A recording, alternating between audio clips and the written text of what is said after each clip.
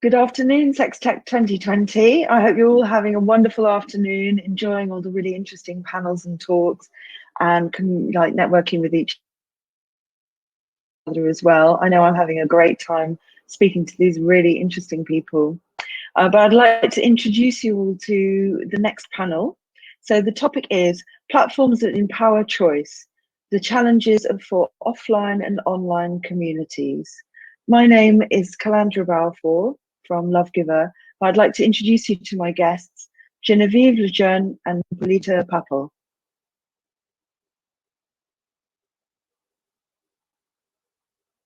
I think they should be coming soon. Hey there. Hi, Calandra.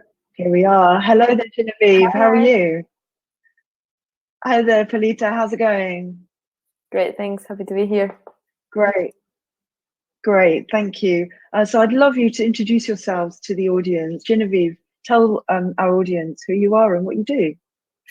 Hello there, audience. My name is Genevieve LeJeune. I'm from London, as you can tell from my accent, but I'm currently living in Miami, USA, which is a beautiful part of the world, and just had a torrential rainfall, and unfortunately my hair is still wet, so I do apologize, but apparently I look like I have a fresh from bed look, so I guess it's all suitable.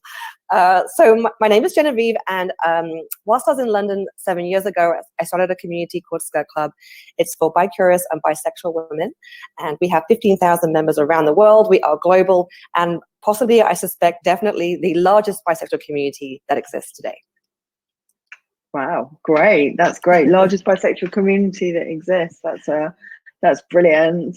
And Paulita, let's hear you. Who are you and where are you from? What you do? Thank you, and hello everyone. I'm Paulita Pappel. I'm Berlin-based, and I'm a producer, director, and performer. I co-founded 5 years ago the platform Lastery. Lastery.com is a platform for couples all around the world to share their sex lives. I've also just very recently launched my new project, Hard Work, which is a series of gangbangs proposed from a feminist point of view. And I'm also the curator and organizer of the Porn Film Festival Berlin. Great, well, thank you so much. So I'm going to go straight into our questions now. So first of all, Genevieve, tell us. Skirt Club is a beautiful online platform, and it really is. So for our audience, if you haven't been on it, go and check it out. It's great, which empowers women and promotes their freedom and their desire and the choices that they can make surrounding that. How has your business grown since your launch, and what technical challenges have you faced or do you face? So many technical challenges. My God, may I just say, I used to work in finance, and that was a whole lot easier than this industry. I have faced every obstacle you can imagine, and there have been low points, let me tell you, where I almost gave up. The challenges and the hoops that we have to jump through are insane. But let's talk about the positive first, because why not? Since our launch 7 years ago in London, we branched out really quickly, and we had no idea how fast and quickly this would grow. I had no idea how many women out there felt the same way as I did, which is, liking both men and women, and rather shy and feeling it's a little too taboo to discuss with your friends and family, which today is still the case for many, but this has certainly been a trend the world has witnessed in the last 7 years, that Skirt Club has been part of the movement, and at the forefront of, I like to say, we certainly help women feel comfortable with their sexuality.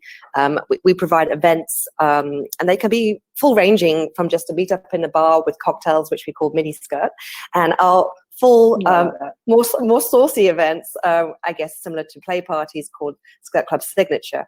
And these events always have themes, delightful themes like chocolat noir, where we can taste the aphrodisiac effects of chocolate, or cacao.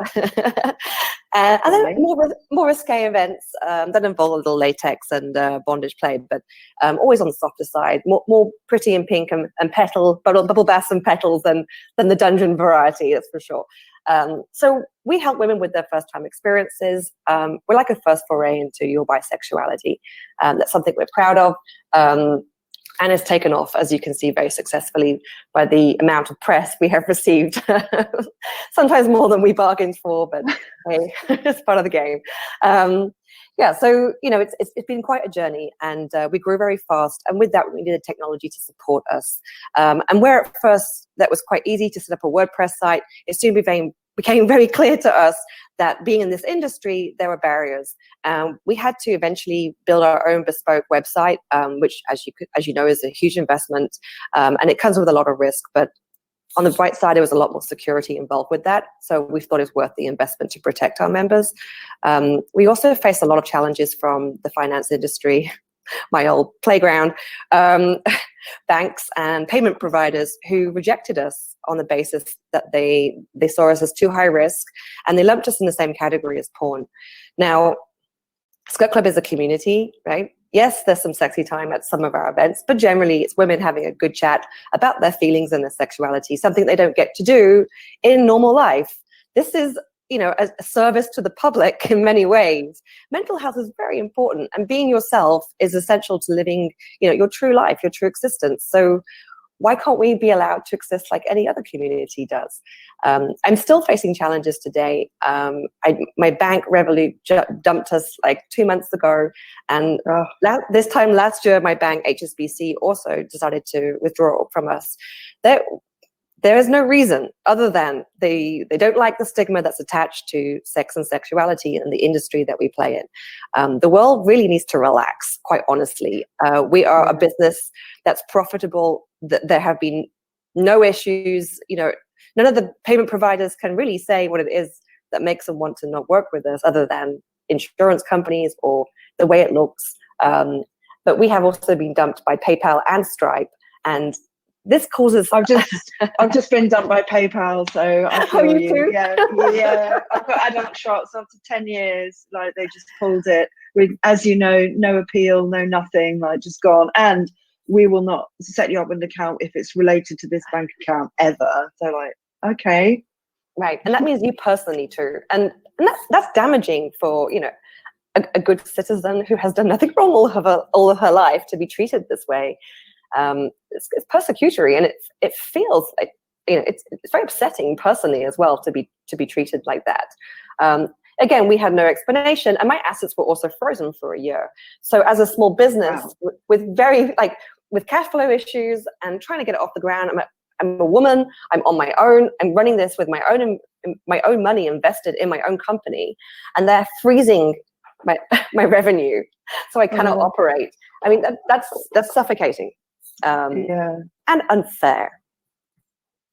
So those are my challenges. Oh my god. Oh my god. Well, like I said, I think pretty much I'd be surprised if there wasn't at least half the people watching this who didn't, associate with something like that. I mean, I've had problems with banks, payment processes, estate agents, you name it, and people are like, no, sorry, and it's almost like, I wish a lot of them, like in the case of PayPal, would just say, no, sorry, it's this that meant that you can't do it, but they don't even give you an explanation. Paulita, how have you found the same challenges with your company? Absolutely, I can relate to every single thing that you've said. It's completely unfair, absolutely ridiculous. There's no other reason why they do this other than morals or some complete absurd and non-factual problem that they seem to have with our businesses. With us, it's been bank accounts being deleted. Of course, PayPal wasn't even an option, but also, of course, social media. And taking into account that for us as an adult company, we are not allowed to advertise our product basically nowhere. And in the last years, also following the SESTA-FOSTA laws in the US, there's been even more limitations coming to us. So for example, Reddit was a platform where adult companies could advertise. And then from one day to the other, they decided to stop allowing us. And this was 30% of our traffic that we lost from one day to the other, that we had to figure out very quickly how to get back. It's as you're saying, it's challenges. It's barriers that we're trying to face all the time. Social media accounts, Instagram, Facebook, all the time, deleted, blocked, boom, gone forever, all your work. It's very frustrating, especially because a lot of the people, I think the general public thinks that these are methods are being put in place to protect the children, or in the case of Sesta Fosta, to protect victims of traffic. And this is not the truth. This is not helping. This is not helping the children. This is not helping anyone. This is just actually providing for even bigger platforms, for huge monopole industries that are like monopolizing the industry, and they're getting all over the market. Because smaller businesses, as you were saying, Genevieve, we are facing such challenges that for our cash flows and for the amount of work that we're dealing with, it's catastrophic. Yeah. So I've actually got a question for you, Paulita. Your online platform, Lustery, and again, to the audience, if you want to go on it, it's great. It's like a DIY porn thing, but again, looks fantastic and accessible and slick and sexy. It's really good. But Lustery showcases real-life, emotion-rich DIY porn that empowers everyone to find their own gaze. You make voyeurism and exhibition comfortable and relatable, hot and homey, which I quite like the expression. How are you competing with a giant like Pornhub, and how are you managing to market your business when certain sites like Google and, as you just mentioned, Facebook are so restrictive? So Lustery is a curated platform, which means you won't have millions of terabytes of videos, but we have a very extensive library, and we assure that every video has a quality standard. So that's the main difference when you're paying actually for any kind of porn platform, or when you're going into these free tubes.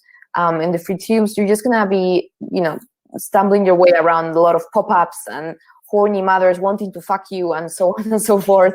And you're gonna have a lot of like shaky, bad quality videos. And of course, you're never gonna be sure if those videos were uploaded with consent. In the case of Lustery, what we guarantee is a community of like-minded people. These are real couples that have decided consensually to shoot and to share their sexuality online within Lustery. And we actually help and support all of the couples to make the best video possible. So although there's absolutely no rules on what they should be or not should be doing sexually, because we really want them doing whatever they want to do and whatever they enjoy most, we do help them technically. So we have a full-on guide that explains what camera they could be using, what it would be better for them, positions, so in terms of like camera positions and so on. And we actually coach them throughout the process so that they make technically, quality-wise, the best video possible. And again, still showcasing only and truly what they really want to do. Oh, that's great. And, and I think that really comes across on the site as well. That quality control, it really does, because it really has the feeling that it is like paid content. Yeah, it's really good. So Genevieve, your next question.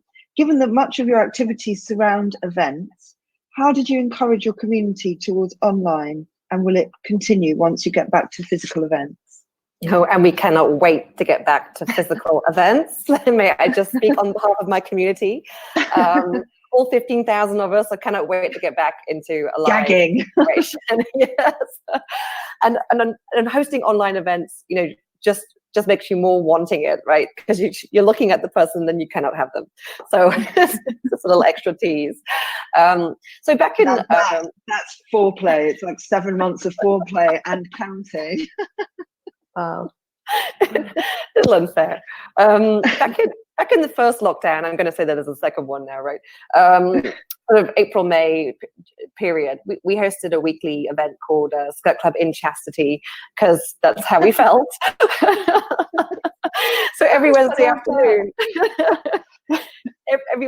we'd have basically a Zoom call where we'd come together in different regions: Australia, Germany, UK, and USA. We do them separately because of the time differences and cultural differences. Actually, the discussion topics are very different, but we tend to pick something from our blog, an article that's just come out. It could be anything from sexuality, the spectrum of it, labels, do we need them, all the way to simple stuff like how I met my girlfriend, my expectations from my boyfriend, and getting him to agree to me going to Skirt Club.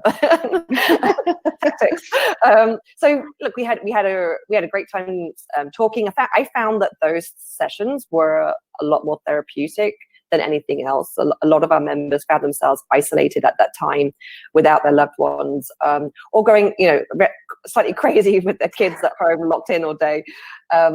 So I felt we provided something that was more of a therapy service at that time, and it really helped morale. We didn't do any Zoom sex parties, if that's where you're going with this question. All right. But I know others who did. So I wasn't, but obviously that was in my mind. So thank you for answering that. So we did the online events, but look, we want the real thing, and it's disheartening to know that we're going back into a period of like darkness again. So we'll be here. We'll keep going. We'll keep you entertained. We'll keep the smiles, and hope it all gets back to normal soon. Yeah, that's great. Well, I really love the idea of you using just that common theme and variety as well to keeping your community engaged. And I guess the consistency, you said it's every Wednesday, so like every week you can check into those people. And I think all of us here know that sometimes being around strangers can be more helpful sometimes in that situation, the way you can really say how you feel and, talk about your desires. Sometimes it's easier to do that with people you don't know, but I guess you get to know them over 7 months. And Paulita, people on your platform are not only putting their faces out there, but demographic data, and you can see inside their house. This is relatable and definitely relevant right now when everybody is Zooming. But once you've got millions of users, do you foresee a data privacy issue? Mm-hmm. Thank you for the question. Well, this is something that we definitely have discussed internally in the team. So from the very beginning, we actually also tell the couples to please not disclose any information that they're not ready and consciously wanting to disclose. So we actually tell them, if you're going to shoot in your room or your living room or any part of your house that you're actually going to shoot, check around for information lying around that you might not want to be in the picture. Say, could be photos of family, kids, grandma, whatever. Could be, a letter from the bank that you posted in the wall just to remember to do anything. So we actually brief them in and tell them please to be careful and choose carefully. Also in terms of we love for them to share as much as they can about their relationship, how they met, and what does their sex life look like, has it changed throughout the time. But we do also encourage them to keep details private. So, there's no need to say, well, we met on the 2nd February in this square in this thing and we're still living here, because that would obviously be like, okay, this is where we're living. So we try to keep a balance there. I think we're not, we're invested in getting to know them, in terms of emotionally, but of course we want to protect their privacy. So we have very severe and strict community guidelines. So say if any of our users will be commenting on a video and disclosing any kind of information that is private that the couple themselves have not decided to disclose, this user gets immediately blocked forever from the platform. That is non-negotiable. And internally we just have very high standards of data privacy, and we do regular checks. So in that, I hope that answers the question. We are very concerned about that, and we definitely are putting everything that we can do in our hands to keep everyone's identity private. Yeah, I think you definitely answered that. So thank you. And the key takeaway that I have is that you're trying to foresee what problems you might have in the future and eliminating them now at the beginning, so it doesn't become an issue. I mean, we don't have a crystal ball, so you can't see any eventuality, but it sounds like you're definitely covering the important basis. So the next question is for both of you. So you both have created an outlet for people to own their own sexuality and sexual experience. In what ways has the global pandemic affected your business and community, for better or for worse? Genevieve, you want to go? I'll go first. Yeah, for better or for worse, I really have got to know my community more so over the past 6 months. I'm speaking to them more. I'm speaking to them in an environment where we're not drinking cocktails or wearing our lingerie. So I'm having a regular sober conversation about how you feel, your circumstances, your family, how they accept you or do they, your day-to-day struggles. It's become a very close-knit community as a result.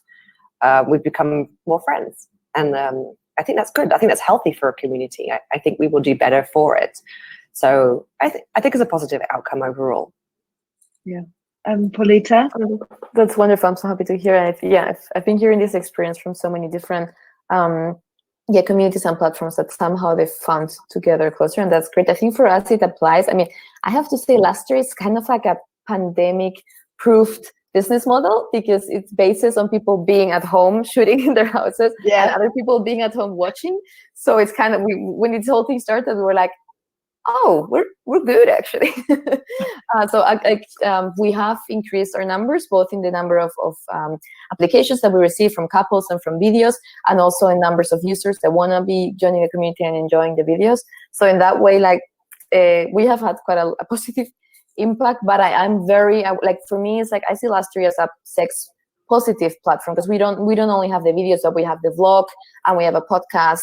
We for us it's super important to put out sex positive and consent culture, and I think in that way we are very much aware of how this pandemic has affected sex positive culture in general. I mean, as you were saying, of course, we just can't touch each other anymore. We can meet and have a conversation in real life, and that is lacking. And also for me, seeing for in general for sex workers, this is being devastating. This has had such a negative impact for, especially, of course, I mean, for streets, full service sex workers, but any kind of sex work. Here in Germany, we're seeing how the politicians, right-winged and conservative politicians, are taking this opportunity to try and pass on laws against sex work and harming sex workers' life situations and working conditions. So I think we all, in solidarity, for us it's very important to be aware of this and amplify voices and fights, so that this does not become, the pandemic does not become a gateway for us to go into a backlash in terms of sex positivity in society. Yeah, definitely. Well, thank you so much, Genevieve and Paulita. That was a really interesting panel, and I'd like to thank you for joining us today, and take care now. Thank you. Thank you very much. Bye. Ciao.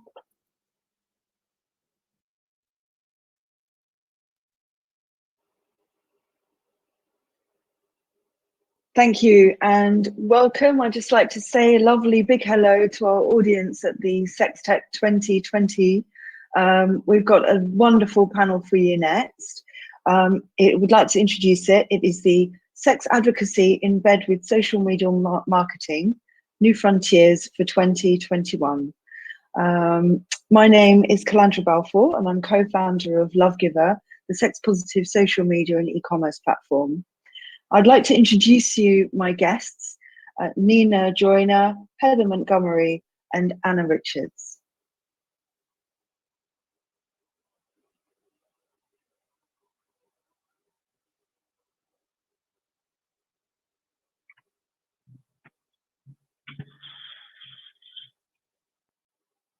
Hi. Hello there. Hi, everyone. How are you all today? Good, thank you. Fabulous, thank you. Brilliant. Thank you so much for joining us at the panel at SexTech 2020. I'm really, really excited to hear what you all have to say. So if you'd like to introduce yourselves.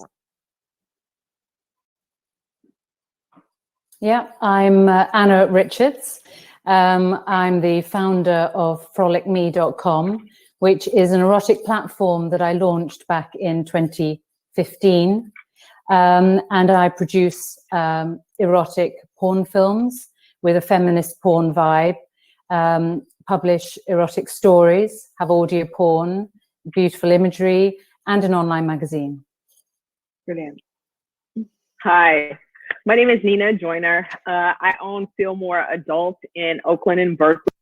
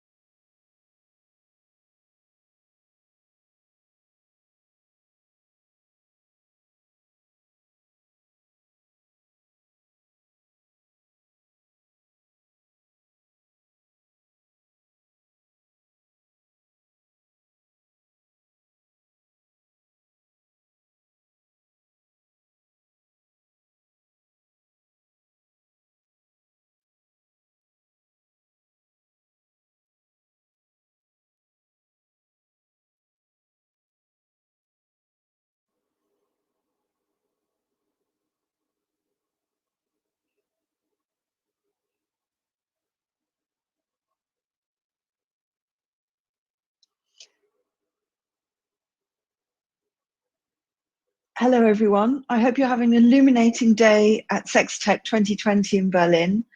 I'd like to introduce the audience to our next panel, New Weapons, Intimate Data, and SexTech Changing Health Systems.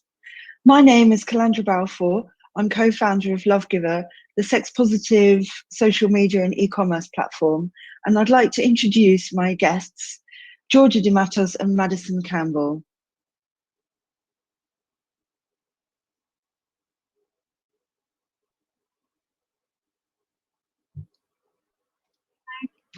Hi there, Georgia. Hello. Hi there, Madison. How are you? Good. How are you? Yeah, very good. Thank you. Thank you so much for joining me this afternoon. So first of all, Georgia de Mattos, would you like to introduce yourself to our audience and tell us a little bit about yourself? So, yeah. Hi, I'm Georgia de Mattos, and I'm the CEO and co-founder of iPlaySafe app. iPlaySafe app is a platform that empowers users to share their verified sexual health status. Therefore, through technology, we are changing the dynamic around the STI conversation that everyone has to have before having sex. Great. And Madison, tell us a little bit about yourself. Yep. So, hi, my name is Madison Campbell. I'm the CEO and one of the co-founders of Leda Health. We're based in the United States, and what we're doing is creating the first ever at-home sexual assault evidence collection kit. So, on a little bit different vein than Georgia's, but basically allowing sexual assault survivors to feel empowered by their evidence in order to move forward, if they so choose, after a not so savory sexual encounter. That's great. Thank you. In fact, I was listening to a podcast of yours the other day, Madison, and it was really interesting, especially the story about how you actually got to launch the thing is, it's pretty out there.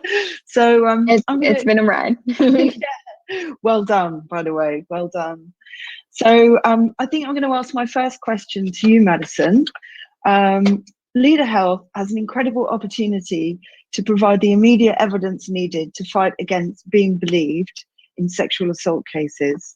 How have your kits been received amongst the survivor community?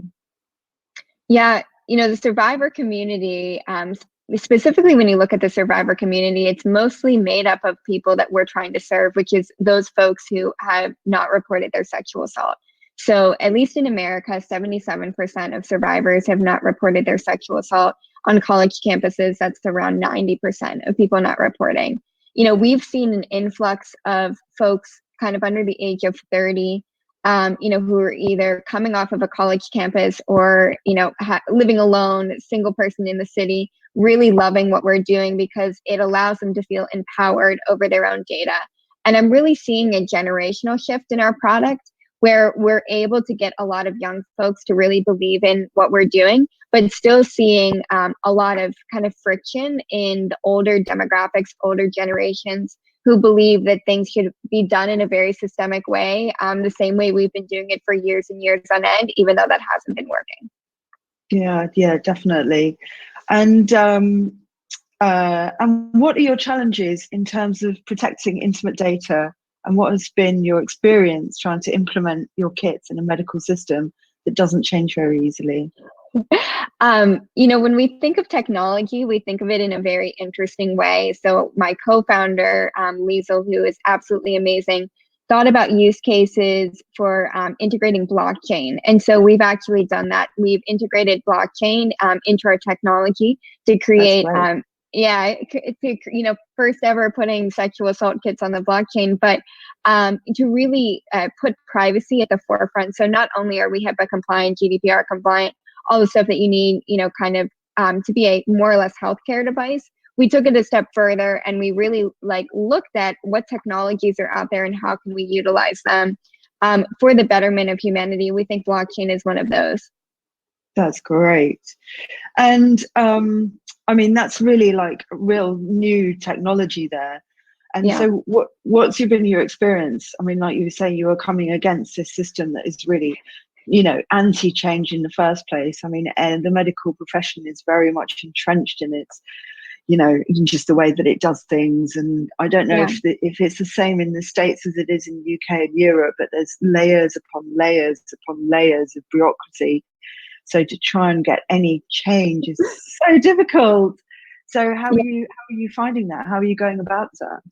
Well, like any good entrepreneur, we basically look at bureaucracy and we say, okay, time to go now. Like it's time for a new generation. And I think that, like I said, it's a very cultural thing. It truly is a demographic thing where I see, the millennial generation, Gen Z, saying enough is enough. We have to stand up. We have to build technology that works for us. And the older generation that frankly needs to die out. And basically because they're not ahead with the time. So, we definitely do have problems. Like, for instance, in utilizing blockchain as a chain of custody system, which is what we want to do, that also requires us to go and explain to judges who are predominantly much, much older, what is blockchain? How does it work, right? And that's very difficult to do. And so, we try to do it in steps. Right now, we're doing it for time stamping and then eventually identification as well. But in time stamping, it's kind of easy to get them behind understanding what it is, which we're basically saying, hey, like, you need to know where everything is in the process. Let's time stamp this.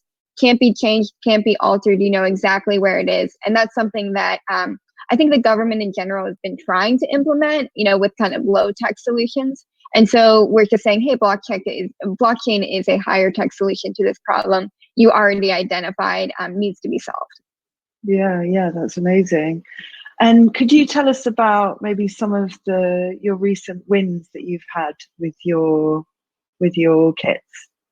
Yeah, so during COVID-19, this is really bad for society, but good for humanity, or good for Leda.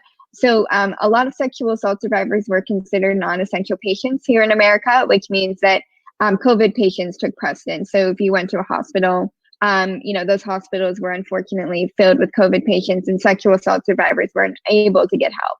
So during that time, at-home kits were actually successfully used in 2 counties in California with no chain of custody or admissibility problems, which is a really big win. And we've been hearing that those court cases have been going successfully as well. Oh, that's amazing. Well, hopefully the fact that they've been adopted so successfully in 2 counties will mean that they're more likely to be rolled out in others. I mean, I can't see how it can't be. You've got a working example there, haven't you? Yeah. So that's So yeah, it might be that the current COVID situation has maybe worked in your favor to change those processes a little bit. I think, George, sorry. No, I was just saying, I think people are finally waking up, right? And COVID, it's sad that COVID is the reason why people had to wake up to change, but change is now. And I think it's ever present in the sex tech community. Yeah, well, I think your kits are just such a great idea. I mean, the statistics that you said about the US, I mean, I don't know what they are here in the UK or in Europe, but they are, equally the same. Survivors have got the first option, do I or don't I? And generally it's easier not to report it because they know they'll be treated in a certain way, which is really unfortunate. So yeah, that's great. But Georgia, I'd like to ask you a question now. So the iPlaySafe app and testing kit is an extraordinary innovation towards getting more people tested in a safe and discreet manner. In your opinion, what are the current challenges SexTech is facing with data privacy? And at the same time, do you think the data you collect over time will influence the way medical professionals and testing labs operate, especially in these extreme pandemic situations? Ooh, Georgia, I can't hear you there. Can I just double check? I can hear you now. Can you hear me? Yes, great, perfect. Well, like COVID-19 will definitely change the way medical professionals and testing labs operates. Let's just start from government now using apps to enable track and trace initiatives, for example. So we feel that online health will be a much more acceptable option from now on, and no one wants to queue in a hospital or in a lab and expose themselves to get sick. So and thanks God now we have the technology for it. In our case, like home STI testing kit solution that they are just as accurate and reliable as going to a health center or a lab to get tested.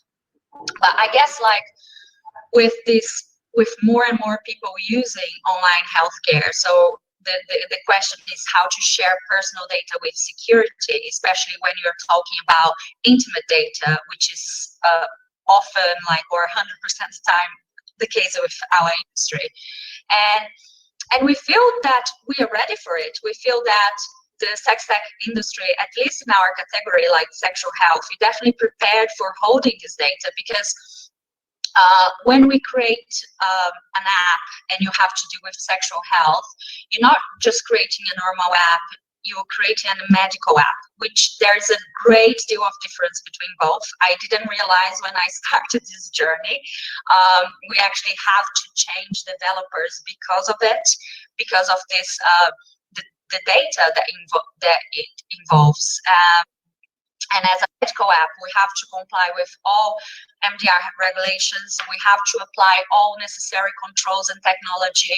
We have to call for good contracts, clear understanding of everybody's roles and responsibility, and having someone within our company that understands data security and all the technological solutions available at the moment. So, because in the end of the day, we're talking about intimate data, and it's extremely sensitive and should be dealt and managed in a very regulated environment. And we're glad to like make people know that we are like SexTech. It's in regards to this category, like sexual health, like home testing kits and medical app. We definitely taking all the need to and must have take all the necessary measures to secure data.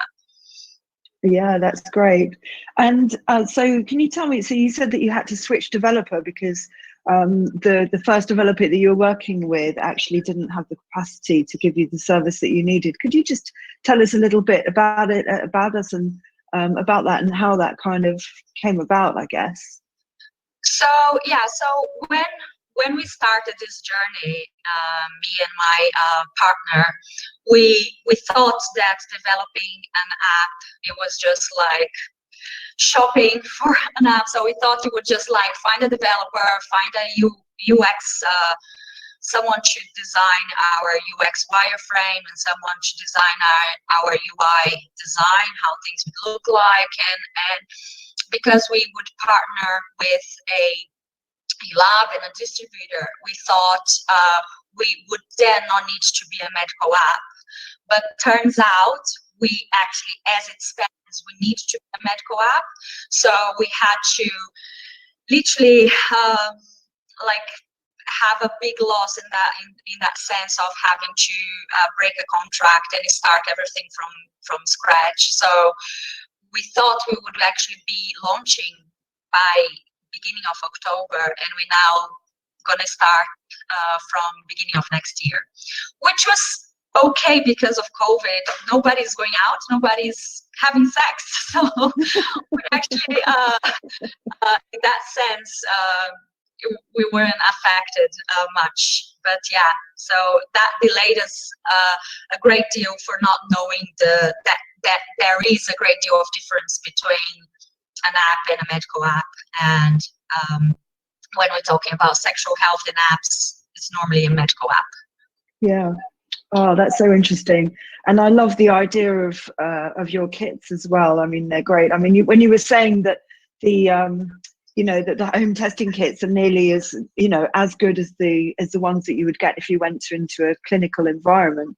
I mean, I know here that they have these, I guess they're a bit like toilet cubicles that you go into, and they have a little post box. So you do the kit yourself and just post it through. So that's essentially exactly the same as a home testing kit. Yeah, and it's not near as good. It's exactly as good. It's right. Like it's the same technology. It's not different. It's like just as accurate, just as reliable. So there is no reason why people should be going to a health center and getting themselves exposed to corona if they don't need to.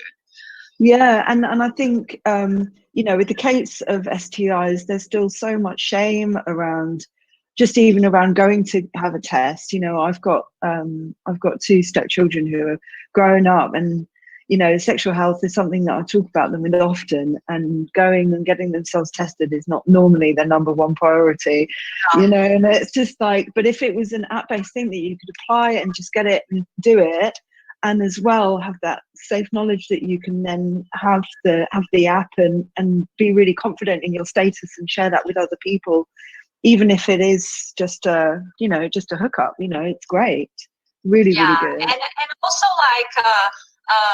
adapting to people's lives of nowadays everyone's so busy and everyone just having that option to do something at the convenience of your own place, your own time, your own you don't have to, and plus as you said, don't having to deal with the stigma attached to go there and get tested.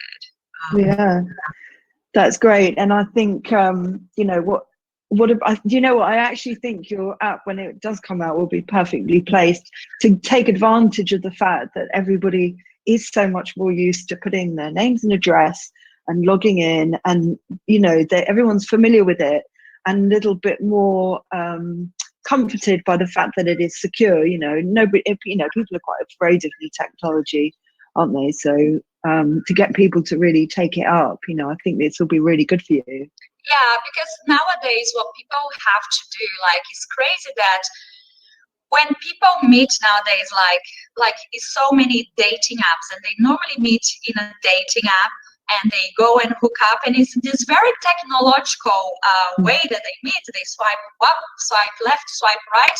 But then when it comes to when they actually meet and gonna have sex, the way they have to talk about STI is still so archaic.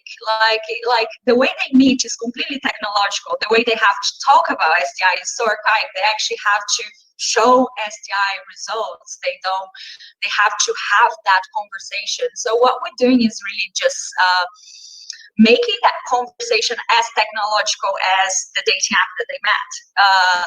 Not just really changing the dynamic in the way they talk about STI, therefore breaking this stigma. You don't have to share your results. You have your badge and you share your badge. You don't show what you've been tested for. You just show since when you've been tested, and your badge showing that you up to date with your sexual health. So we're excited about it. I guess the next step will be you don't even need to do that. You just get an alert going, you can have sex with all of the people that are around you right now. They're fine. Maybe. That'd be great.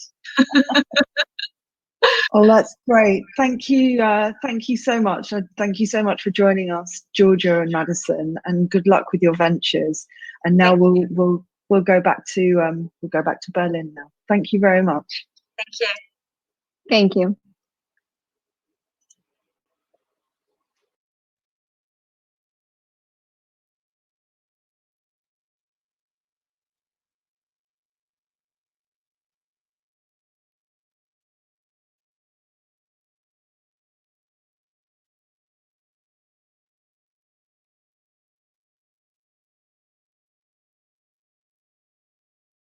That was really, really, really interesting. So now we're going to go to our live Q&A.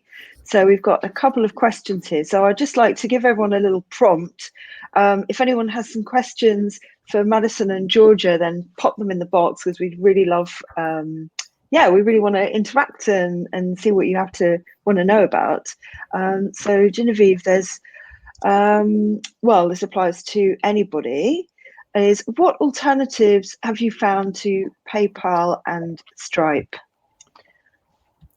So I think maybe Genevieve, Can you hear me all right? Loud and clear. Lovely. Alternatives. I actually had to search high and low to find an alternative. It took me almost a year to figure this out. It was a very difficult navigation of what's available out there, especially to small companies like mine. Unfortunately, we were turned down by over 40 high-risk payment providers in order to find this one. Unfortunately, we don't make enough revenue to be interesting to the majority. So the company we settled with is Credarax, based in Malta and Israel. And there were two others that were open to working with us, but with some strict conditions that didn't make it flexible or easy to work with. But we settled with Credarax. and everything's working smoothly. Right. Okay. Well, I'm going to have to get you to put that name into the chat if you haven't already, because yeah, I don't know how you spell that. But yeah, thank you so much. I know there's, looking at the chat, there are a lot of people there who are like, tell us what the provider is. So I'd like to find there's a question for Georgia and Madison. Is how do you make the most of your collected data? For example, to improve your product, to improve your community engagement, or indeed anything else? I'll start. So the data that we're collecting is highly sensitive, as I'm sure Georgia would also agree. And so it's very kind of interesting what data you should morally be using to better the product and what data you probably should not, be looking at. For us, we've collected data that goes alongside our kit. When we were first giving the kit out, we're actually looking at how sexually active the person is. Have they been sexually assaulted before? Have they been harassed before? Do they have access to birth control? Do they have access to all these different things? And we're using that intake data to really make the product better. But one of the things that we're trying to keep as private as possible is all the data that actually is collected after the person, does have, kind of a sexual assault, or they have to get an STD, test or anything like that, right? So, that we can kind of look at a very high level macro scale, how many people from this area are getting assaulted. Maybe that's, kind of interesting to look at. We need to provide more resources here. And then really focusing on the intake data and not the individual data itself. So that can still remain private. That's great. And I know, Georgia, you are, I know your product hasn't quite launched yet, but I'm sure you must have an idea of what you're going to be using it for. So yeah, hi everyone. Yeah, in our case, we're not there just yet, but we definitely know how becoming more and more important to have that data transparency. So it's now like it's definitely our responsibility to make all that information transparent. So I guess once we're there, transparency on who is holding that data, how we're using, what is the partners that we are sharing that information if we need to with. So I guess the transparency on the data is definitely something that we are going to be having in our platform. That's great. And Genevieve, that must apply to you as well, because you must accumulate a huge amount of data. So what do you use it for? Does it give you any insights on how to develop your product in the future?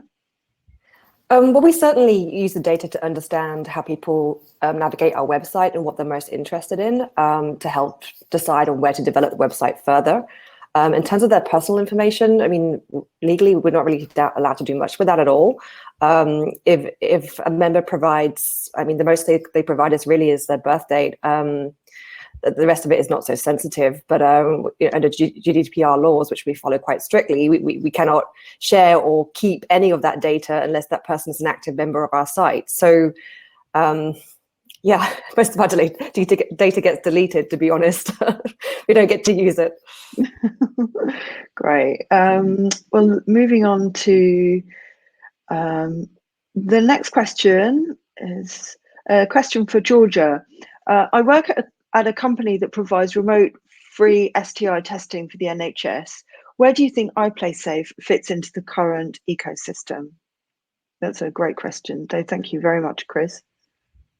So yeah, so obviously when we launch, we're going to be launching in the UK, and in UK healthcare. So we have NHS. So we guess once we are moving to outside Europe that we don't have NHS, that is going to be other things that we need to worry about. But one thing that we are doing is at the moment, and maybe that's why it's being so much more expensive than it should be and so much time consuming, is because we are implementing everything that we are right now to, at some point, if we manage to have that relationship with NHS and hook up with them, because our ideal scenario would really be like if we could provide those STI testings for free. Like that would be like the perfect scenario where people actually committed on this preventative testing every 3 months, and they don't even have to worry about pricing because NHS would just send it to them. At the moment is not a reality, but we are implementing and making this a medical device and making this like using partners that already like we have on board medical contractors that already hook up with NHS, so we can like maybe have a better chance of things like that happening. But yeah, but at the moment, our test kits, we're gonna have to like charge for them. There is space, like is actually space for everyone in NHS. We have actually like we have SH24, but then we have Pappel because the NHS actually it's they overloaded with tests and they don't provide to all the places at the moment. So there is still space for private testing, and it's obviously for a lot of people they still prefer like the convenience and like the private testing. That's great. And now there's a question for Genevieve. What do you use to host your events online? Zoom? Yeah, we use Zoom because it's just a conversation. I'm not concerned about being shut down by Zoom just yet, although I hear other companies have been. So, so at events where we're doing something professionally that's ticketed, then we'll use Zoom. But internally, I use Google Meet. Great. And I've got another question for you, actually. Where is it? What are the opportunities the online communities pose to the Skirt Club rather than just a solution for COVID times? So I'm planning to continue with our online events post-COVID, if that happens, because they allow people who don't live in big cities to meet one another. Something I found with our membership, because it's global, it's all over the world, and not everyone lives in the 7 big cities of the world, but we host our events. They get to meet on our university chats, or we've just recently launched a book club, and they get to have real discussions, yes, about sex and sexuality, but what their opinions are of that, and to share that information with one another. I think it really broadens their minds. It's important for women to connect this way and to really think through their feelings and to act on them accordingly, right? So I found this extremely useful, although it was a hard push into quickly inventing an online events program. It's been absolutely worthwhile, and it's so much easier to execute. I mean, if I ran a physical event, I'm looking at at least a month's prep for that, and then the whole week prior to going live, working on it every day and ensuring setup was correct. So it's less time intensive, much less expensive to run. Why would we not continue? Yeah, it's been absolutely worthwhile. So you think that they are going to carry on after the lockdown, do you think? Yeah, we've set up an events program for the 2021 events lineup, which includes a monthly book club, and every 2 weeks we'll do our own chastity chats. Yeah, and we've just opened an over 40s group as well. So we are continuing to connect that way. And I guess for a lot of people, like it's the perfect entry. Like if they want to start exploring their sexuality and this, like they still scared to go to the parties or they don't know what to expect. I think the online events, it's a perfect way, isn't it, to start that introduction to this sexual world. Right, and you feel a bit more comfortable asking questions when it's just a camera you're talking to, right? You're not so shy. Yeah. But we'll have a million questions on our mind. We just a little too nervous to ask them sometimes. So this actually helps. And yeah, if you want to leave the room, you just turn your laptop off. It's not hard to remove yourself from a situation you're not comfortable in, right? So much more accessible. Yeah, I think it's worked out really well for us in that sense. And I really appreciate the online chats that we have together. You know, I think we have all done the like, oh no, I think my internet's gone, because we just don't want to do it anymore and just left it. Hands up if you've done that before.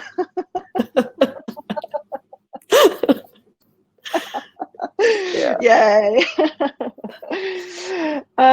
So there's another question for Paulita, but she is going to be later on in the evening part of the section. But I think it's quite interesting anyway, because what is our opinion of platforms like OnlyFans?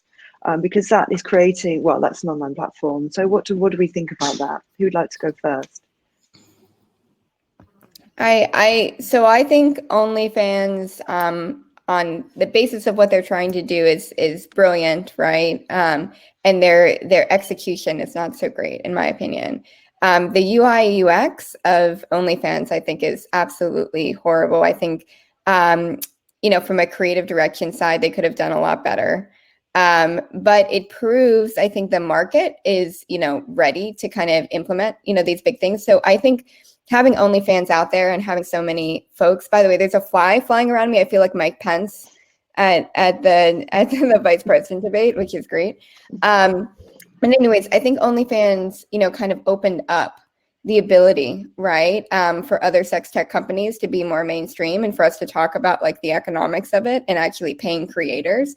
I still think we need to get better at paying creators. And I think that, you know, now that OnlyFans has become a thing, I've seen a lot of friends of mine who are kind of in the sex tech space say, okay, now it's more, it's easier for me to then go and start, you know, a rival company that could do something similar, right? And I don't think that was there before, because I think you needed somebody to kind of make it more mainstream. Yeah, that's a really good point. And I think they, you know, like you say, they needed to pave the way, and now other people have seen them do it. Not as well as it could be done, then other people know it's there. Would anyone else like to answer that question, of their opinion of what they think of OnlyFans?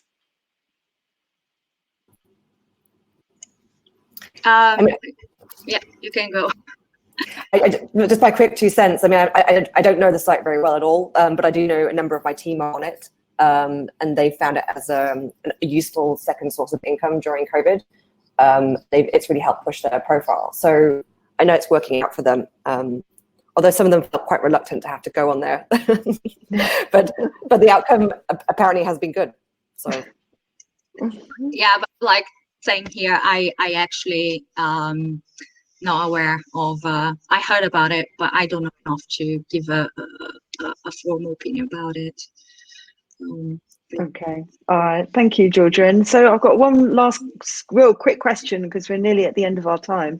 For Madison, I was just wondering whether you've seen a change in your numbers due to lockdown, of like the number of kits which have been required or not required. Have you seen any trends that you can share with us?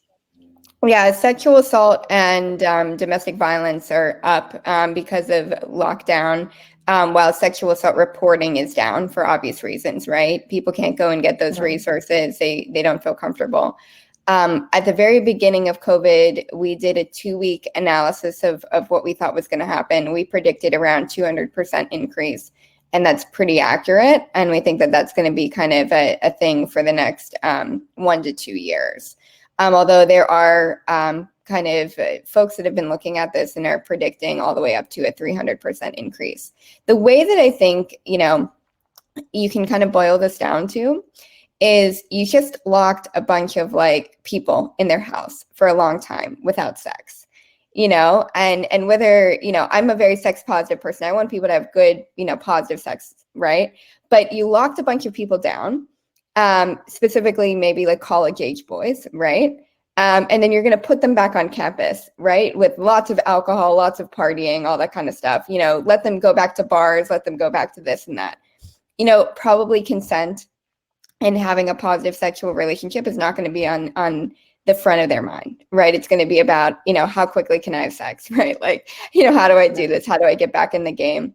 And I'm sure Georgia will see too, like, I think STD is gonna go up after kind of the lockdown is done and people are having more sex and not being as careful, and I hope that more people are gonna go to more consensual based, kind of places like what Genevieve is doing, right? Like let's talk about the sex positivity, let's talk about consent, but let's also create products that can help for those instances where consent was not discussed, right? Yeah, that's brilliant. Thank you so much. Well, that brings us to the end of our panel talk. So thank you very much. So that's Genevieve, LeJeune, Madison, Campbell, and Georgia de Mattos. So there's loads of links down the side, or you can go to the main SexTech page to find all of their bios and contact links. So next we've got a live panel with Lilo and Ioba Toys. So I think we're going to be going straight into that. Oh no, there'll be a short tech break. So see you shortly. Thank you.